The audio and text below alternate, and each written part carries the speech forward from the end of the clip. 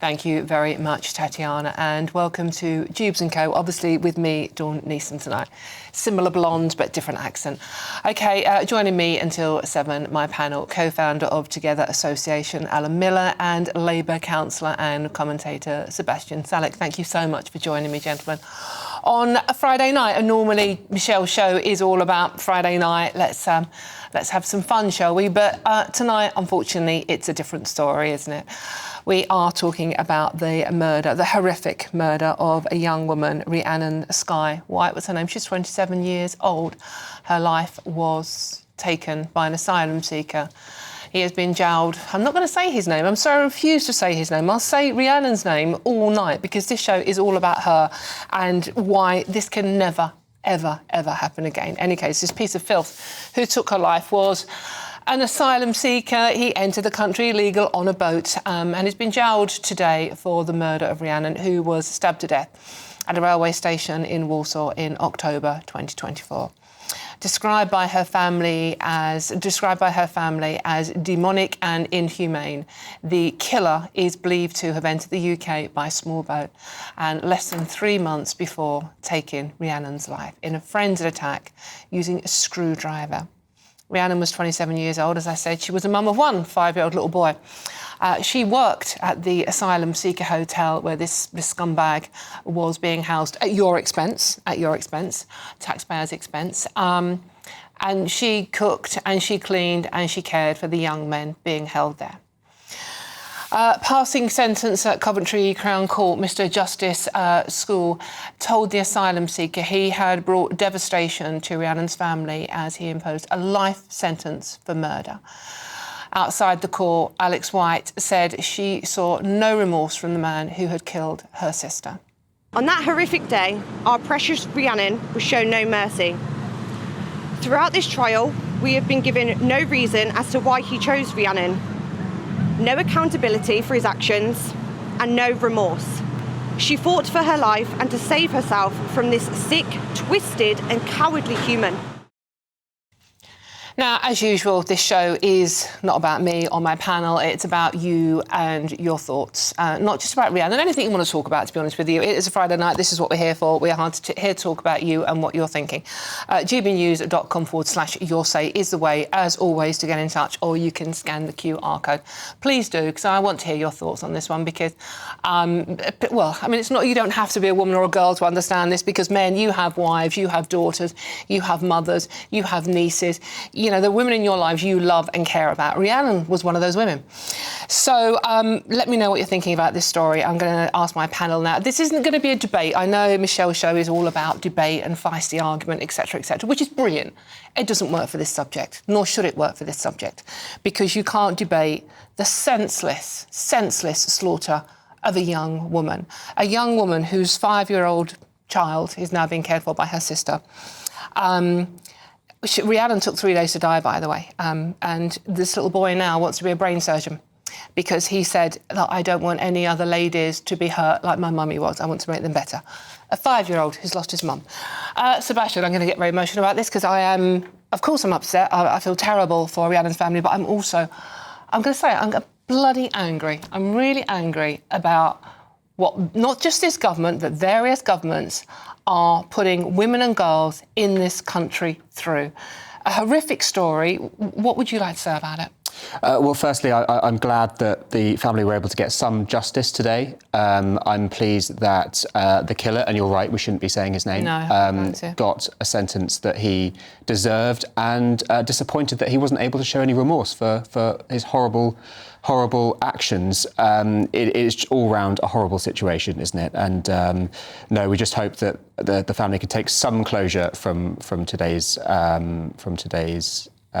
jailing and be able to get on with the rest of their lives. I know that's not going to be easy for them. It really isn't.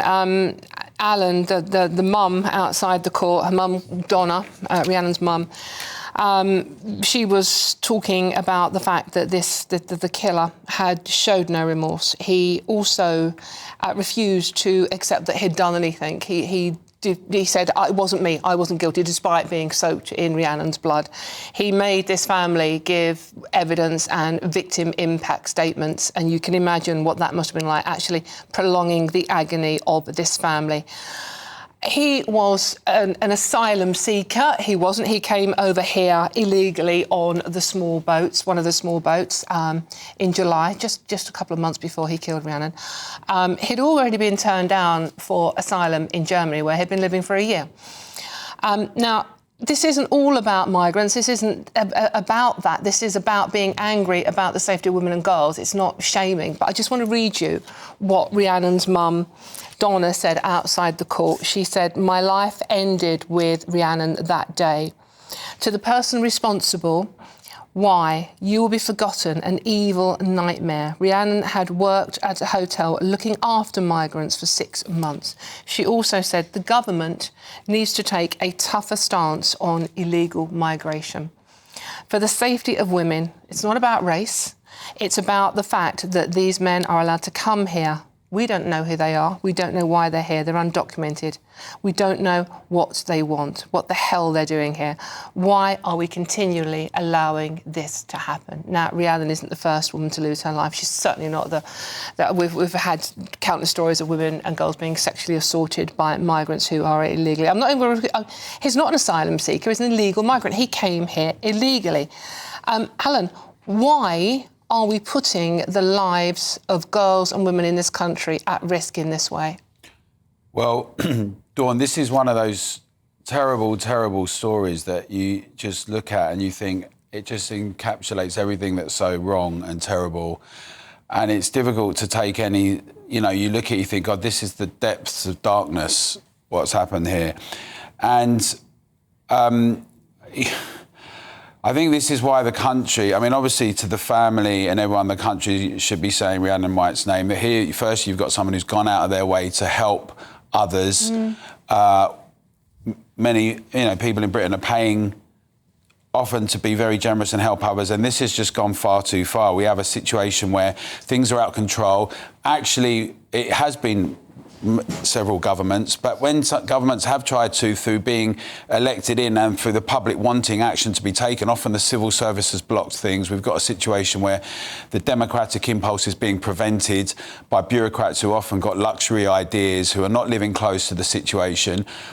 Fortunately, in this instance, the judge did say, you've lied to us, you've been saying you're 18. Remember, Alison Pearson was doing interviews with a whistleblower and they were told to pretend that they're a certain age and write them through. They were told to write them through lest they be seen as being racist, particularly for certain countries. And we've got this whole dance that still goes on, that if it's from Afghanistan or parts of Africa, and these particular men that come, many of them with very particular attitudes towards women and girls, that we have to not say things in case that it might be deemed as it being racist, or you can't talk about this problem with illegal migration in case you're presented as that. And the public is fed up of it and is sick of it. And we've seen far more cases of crime and sexual attacks and rapes and murder than we should do. We've seen one is too many, but proportionally it's skyrocketed. And I just think now we've got a situation that both with the Home Office and Border Control, this needs to get grips with. It's why this government is under so much pressure. It's also the case that their response to this over the last period, particularly with Southport and other things, has been that the public are just racist and they're mad and they're dangerous and out of control, rather than what we see here, decent people who work hard and want to contribute, and then have this terrible thing happen to them. So the British public has had enough. We now need to make sure we have seen a big change, right? We have to be honest that Shababa Mahmood is saying things now that perhaps 18 months ago you might be put in prison for saying.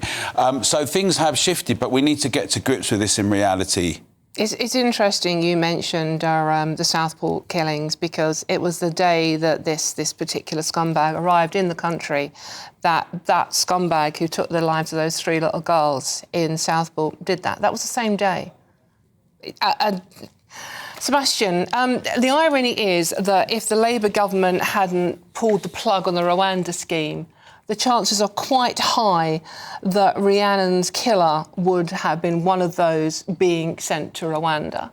Do you think that now we do need something like Rwanda or another country just to make sure that, at least try to make sure this doesn't happen anymore? I don't think that's necessarily true, because the Rwanda scheme was deemed by judges to be illegal. It was suspended for that reason, so it was never in operation and never would have been in operation.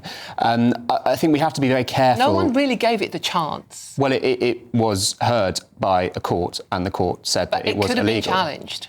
Well, it wasn't. Well, I know it wasn't because the government changed, but I mean, and then Labour pulled the plug on it straight away. So it could have been challenged and it could have been thrown out. Yes, but you're then into deep hypotheticals. So it's not a very clean line between... The thing is, we're talking about women's lives here. We have to do something to stop it. And at the moment, we just have, it's like, 42,000 last year, the second highest on number, mostly young men coming across in those boats. We don't know how many more of these men are like this creature.